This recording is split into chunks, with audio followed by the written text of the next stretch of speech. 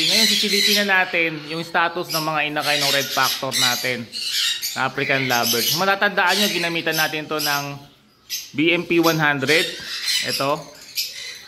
Saka Egg Pro Max. Ito. Yan po yung liquid form ng Bitmin Pro saka Egg 1000. No? At ito, nag-anak na ng 4 na inakay. Titingnan ngayon natin kung ano yung ilan yung visual. Kasi sabi ko nga sa inyo, pag sobra sa isa yung visual, pamimigay natin yung pangalawang visual na anak. O yan yung mga anak. Ilan ang visual? Ilan na natin? Medyo malayo, hindi ko masyado makita. Pero may visual na ako nakikita. Nakikita nyo ba yung nakikita natin? Ayan, lagyan yung ilaw. Ayun, may isang visual.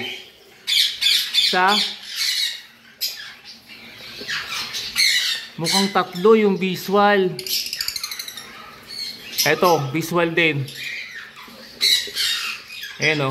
Tapos yung sa gitna na yun, mukhang visual din. So, 3 yung visual, isang post RF. Post RF lang ba o puro visual? Ayoko kasing hawakan eh. Pero sa nakikita ko mga kahabi, 3 yung visual.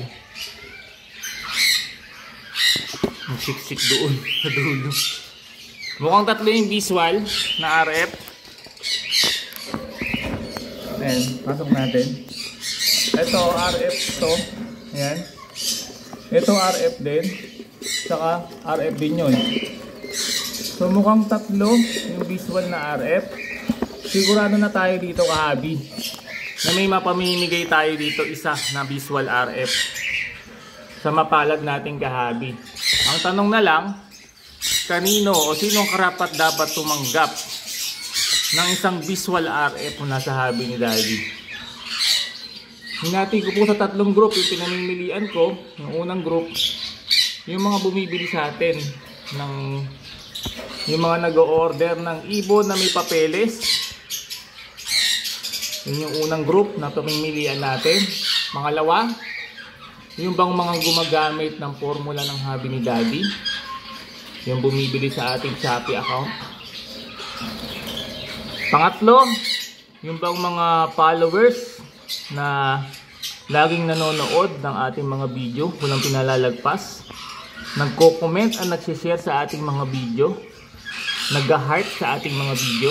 Yun kaya ang pamibigay natin, alin kaya sa 3 na group, no? Yung pamimigay natin ng isang visual na red factor African lovebird. Yan mga kahabi, hindi ko na masyadong patatagalin itong pagsilip natin, baka madisgrasya pa, no? Hindi ko rin hahawakan kasi minsan pag hinawakan sumiselan yung magulang. So meron tayong 4 na inakay, mukhang 3 yung visual, isa yung sigurado na dyan pamimigay natin sa isa sa kahabi natin. Yung criteria, pwede nyo ako tulungan kung kayo ko ibibigay dun sa 3 selection na nabanggit ko. So comment kahabi, kumbisihin mo kung kanino natin dapat itong ibigay. Okay? Abangan nyo po itong mamimigay natin ng visual red factor sa isa sa ating mga kahabi. Salamat po sa panonood.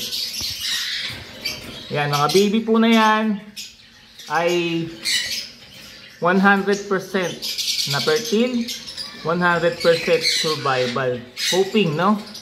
Sa tulong ng BMP 100 at Egg Pro Max. Gawa ng Parabet.